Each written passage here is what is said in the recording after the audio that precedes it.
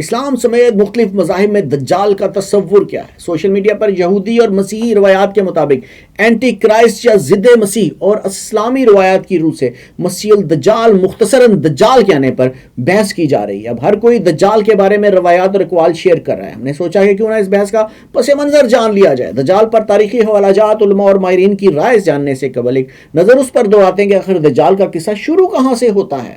6 صدی قبل مسیح کے اواخر میں بنی اسرائیل یعنی یہودی مذہب کے ماننے والے بابل کے حکمران بخت نصر سے شکست ہیکل سلیمانی کی تباہی اور جلاوطنی سے ایسے مایوس ہوئے کہ ماننے لگے کہ خدا نے بنی اسرائیل یہوہ سے منہ موڑ لیا اور ان کا مقدس ترین عبادت خانہ تباہ ہونا اور ارض موعودہ پرامز لینڈ سے نکلنا سزا ہے۔ اس فکر کے جواب میں یہ سوچ پنپی کہ یہوہ بنی اسرائیل سے ہمیشہ کے لیے ناراض نہیں ہوئے، بلکہ وہ وقتی سزا کے بعد ایک طاقتور بادشاہ مسیح کے ذریعے نے دوبارہ عروج عطا کریں گے۔ یہودی عقیدے کے مطابق حضرت داؤد کی اولاد میں ایک عظیم بادشاہ نمودار ہوگا جو بنی اسرائیل کے ان طاقتور بادشاہ اور نبی کی طرح کے جن پر زبور نازل ہوئی تھی یہودیوں کی حکومت پھر سے دنیا پر قائم کرے گا۔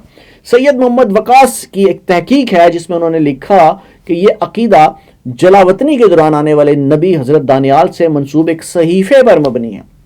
موجودہ بائبل کے عہد نامہ قدیم کے حصہ انبیاء عبرانی میں نیو میں شامل صحیفہ دانیال میں لکھا ہے کہ رات کو میں نے خواب دیکھا کہ میرے سامنے کوئی کھڑا ہے جو انسان جیسا دکھائی دیتا ہے۔ وہ آسمان کے بادلوں پر آ رہا تھا۔ وہ قدیم بادشاہ خدائے یہوہ کے پاس آیا، وہ اسے اس کے سامنے لے آیا گیا تھا۔ وہ شخص جو کہ انسان کی مانند دکھائی دے رہا تھا، اس کو سلطنت، حشمت اور سارا علاقہ سونپا گیا۔ سبھی قومیں اور ہر زبان کے گروہ اس کی خدمت کریں گے۔ اس کی حکومت ہمیشہ قائم رہے گی۔ حضرت عیسیٰ کے مصلوب ہونے کے بعد دوبارہ زندہ ہونے کا عقیدہ انجیلوں اور عہد نامہ جدید کی باقی کتابوں میں بھی ملتا ہے۔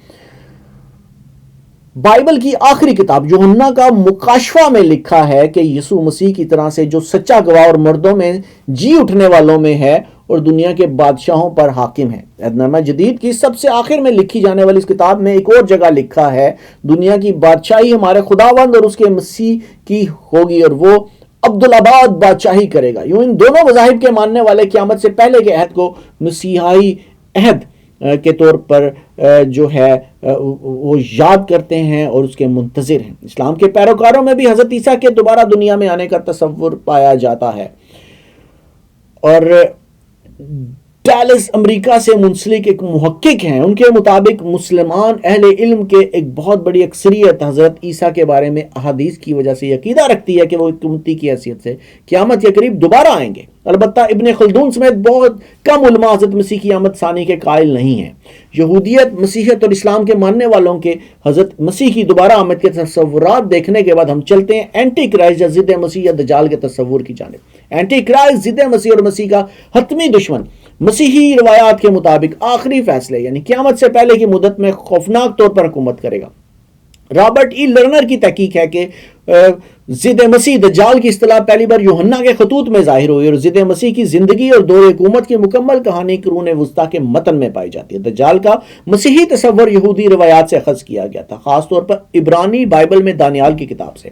سن 167 قبل مسیح کے آس پاس لکھی گئی اس کتاب میں اس آخری اذیت دینے والے کے آنے کی پیشگوئی کی گئی جو اعلیٰ ترین کے خلاف بڑے بول کہے گا اور اعلیٰ ترین کے ماننے والوں کو کمزور کر دے گا اور وقت اور قوانین کو بدلنے کا سوچے گا۔ لرنر کہتے ہیں کہ اسکالرز اس بات پر متفق ہیں کہ دانیال کے صحیفے میں فلسطین کے تب کے ہیلنسٹک حکمران اینوٹکس چہارم ایپیفینس کی طرف اشارہ تھا جس نے یہودیت کو ختم کرنے کی کوشش کی، لیکن چونکہ اینٹیوکس کا نام نہیں لیا گیا تھا، بعد کے قارئین اس پیشگوئی کو کسی بھی ستانے والے پر لاگو کر سکتے ہیں۔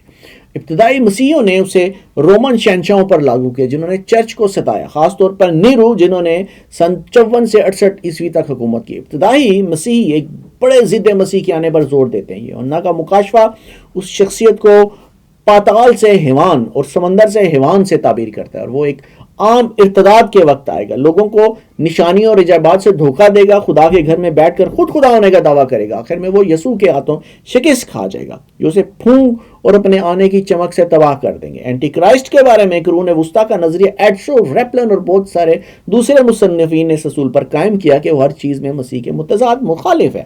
لرنر نے ان سے یہ اخذ کیا کہ ضد مسیح اپنی چالوں سے پیروکار حاصل کرے گا، اس کی بالادستی 3.5 سال رہے گی۔ مسیح کی طرح دجال یروشلم میں آئے گا، لیکن مسیح کے برعکس یہودی اس کے جوش و خروش سے تعریف اور تعظیم کریں گے۔ اپنے دور حکومت میں وہ ہیکل کو دوبارہ تعمیر کرے گا اور سلیمان کے تخت پر بیٹھے گا۔ وہ زمین کے حکمرانوں کو اپنے مقصد کی جانب بدل دے گا اور مسیحیوں کو خوفناک طریقے سے ستائے گا۔ ان تمام لوگوں کو اذیت دی جائے گی جو اس کی چالوں کا مقابلہ کریں گے اور ایسی بڑی مصیبتوں میں آئیں گے جو دنیا کی ابتدا سے لے کر اب تک کبھی نہیں آئیں۔ مختص کیے گئے 3.5 سال کے اختتام پر تاہم دجال مسیح کی طاقت سے تباہ ہو جائے گی، جس کے بعد بہت سے مختصر وقفے کے بعد آخری فیصلہ اور دنیا کا خاتمہ ہوگا۔ لرنر کہتے ہیں کہ بعد میں اینٹی کرائسٹ کا تصور مسیح کی مخالفت کرنے والوں کے معنوں میں بھی سامنے آیا اور اس وہمے نے بھی جنم لیا کہ کریڈٹ کارڈ اور الیکٹرانک بار کوڈز معصوم لوگوں پر اینٹی کرائسٹ یا ضد مسیح کی مکاشفہ کے مطابق نشانی 666 لگانے کے لیے استعمال ہوتے ہیں۔ دجال کا ذکر اسلامی روایات میں قرب قیامت کی نشانیوں کے ضمن میں آیا ہے۔ لفظ دجال بڑے دغا باز، فریبی اور مکار کے معنی میں اس میں صفت ہے۔ اس کا ذکر المسیح الدجال کے نام سے بھی ہوا ہے۔ اس کے معنی یہ ہے کہ قیامت سے پہلے کوئی شخص مسیح ہونے کا جھوٹا دعویٰ کرے گا اور یہودیوں، عیسائیوں اور مسلمانوں کے اندر سیدنا مسیح علیہ السلام کی آمد کے تصور سے فائدہ اٹھا کر اپنے بعض کمالات سے لوگوں کو فریب دے گا۔ بعض روایات میں یہ بھی ہے کہ یہ آنکھ سے اندھا ہوگا اور ایمان والوں کے لیے اس کا دجل، ملمہ یا دھوکہ اس قدر واضح ہوگا کہ اس کی پیشانی پر گویا کفر لکھا ہوا دکھیں گے۔